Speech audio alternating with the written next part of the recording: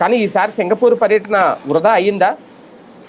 అంటే మీకు 2019 ముందు అనుకుంటా, 18లోనో 17లోనో వరుసపెట్టి ప్రతి ఏడాది కూడా అప్పుడు మీటింగులు పెట్టారు. అప్పుడు పర్యటనలే కదా, 20 లక్షల కోట్ల రూపాయలు పెట్టుబడులు వచ్చినాయి అని చెప్పింది. మరి అప్పుడు ఏమైపోయినాయి పెట్టుబడులు? 20 లక్షల కోట్లు పెట్టుబడులు వచ్చి ఉంటే రాష్ట్రం ఎట్టు ఉండేదా? జగన్ టైంలో 14 లక్షల కోట్ల పెట్టుబడులు సంతకాలు పెట్టారు, అయిపోయిందా? సంతకాలు పెట్టడమే ఉంది. ఇప్పుడు మనతో కూడా కావాలంటే ఎంవే కుదుర్చు, మనం కూడా జిఎస్టీ కడతాం కదా, ఇన్కమ్ ట్యాక్స్ కూడా కడతాం కదా, మనతో కూడా ఎంవే కుదుర్చుకోవచ్చు, కావాలంటే 100 కోట్లు పెట్టుబడి పెడతామని చెప్పేసి. కాబట్టి మనకు గనక వాళ్ళు 10 ఎకరాలు ఇస్తే మనం గ్యారంటీగా పెడతాం, నో డౌట్. అందులో 100 కోట్లు, అప్పుడు వాళ్ళు 100 ఎకరాలు ఇచ్చారంటే కనుక 100 ఎకరాలు తీసుకెళ్ళి మనం తాకట్టు పెట్టామంటే ఆటోమేటిక్ వచ్చేస్తుంది కదా. అమరావతిలో 100 ఎకరాలు ఇచ్చారనుకోండి, ఎకరం ₹1 కోటి ఆటోమేటిక్ బ్యాంక్ లోన్ ఇస్తుంది.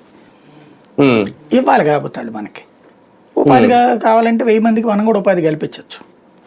కాకపోతే ఏంటంటే ప్రాక్టికల్గా ఎంతవరకు సాధ్యం అనేటటువంటిది ముఖ్యం. ఇక్కడ సింగపూర్కి వచ్చినప్పుడు సేపు ఏంటంటే సమస్యల్లా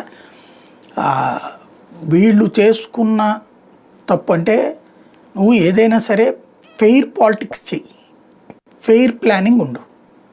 ప్లానింగ్ ఫెయిర్ లేనప్పుడు లోపం ఖచ్చితంగా ఎదురుతుంటుంది. సింగపూర్ ఈవేళ వెనక్కి తగ్గిందంటే అది నిజాయితీగా ఉంటే అసలు ఎందుకు వెనక్కి తగ్గుతుంది? ఆ కన్సార్టియంకి ఇబ్బంది అయితే సింగపూర్ ప్రభుత్వం రంగంలోకి దిగుతుంది. మీన్స్ నేను అనేది కన్సార్టియం అనేటటువంటి